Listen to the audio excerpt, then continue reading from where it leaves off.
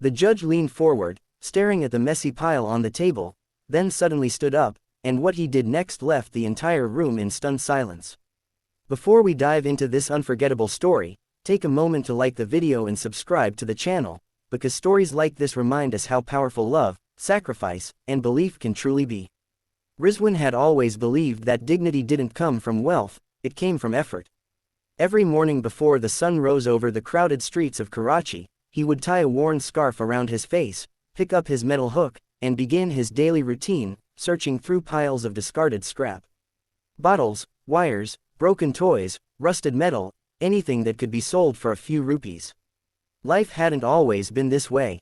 Once, Rizwan had worked at a small factory, earning just enough to support his family. But when the factory shut down without warning, everything collapsed. His wife, already struggling with a long illness, passed away not long after. And suddenly, Rizwan wasn't just a provider, he was everything. A father, a mother, a protector, a dreamer. His entire world revolved around his 8-year-old daughter, Aisha. Aisha was different, not because she was special in the eyes of others, but because she saw the world differently. Where others saw garbage, she saw possibility.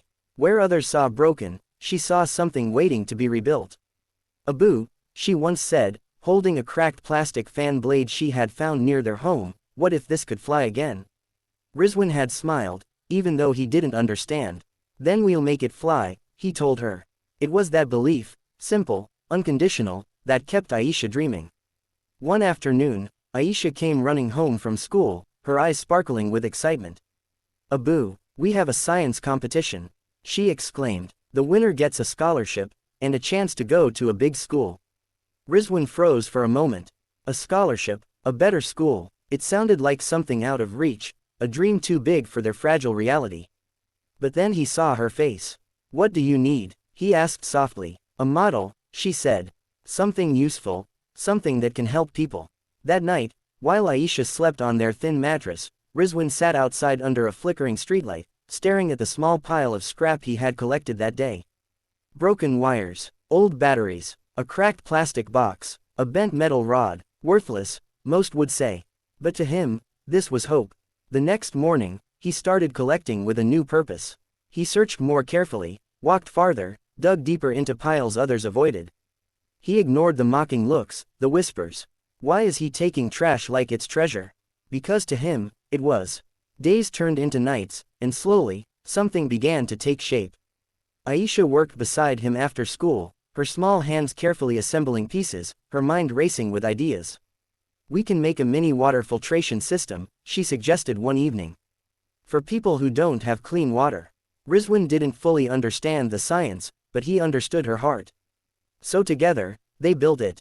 Using plastic bottles, layers of sand, charcoal from burnt wood, bits of cloth, and salvage pipes, they created something fragile, but functional. It wasn't perfect, it wasn't polished, but it worked. The day of the competition arrived. The school hall was filled with bright displays, shiny models, expensive materials, neatly printed charts. Other children stood proudly beside their projects, dressed in crisp uniforms, their parents watching from the sidelines.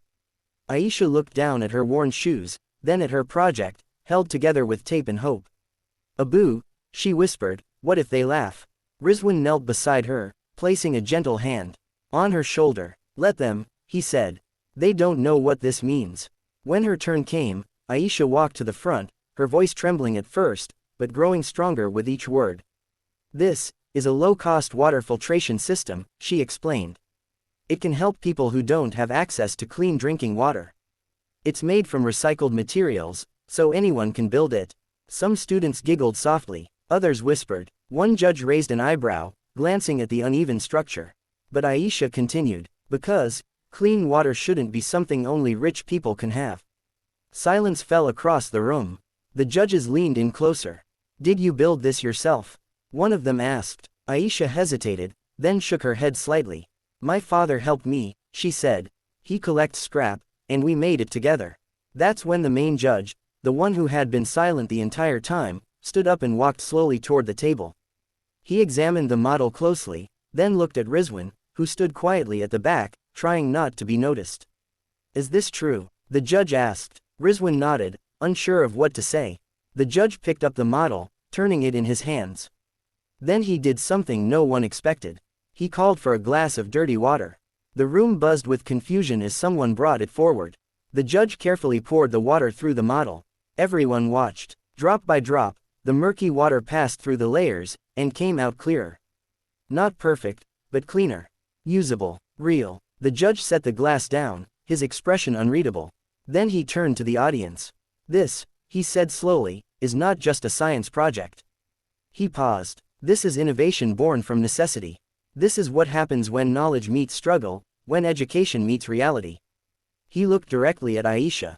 You didn't just build something for a competition, he continued. You built something that can change lives. The room was completely silent now. And you, he added, turning to Rizwan, are not just a scrap collector. You are an engineer of hope. Rizwan's eyes filled with tears.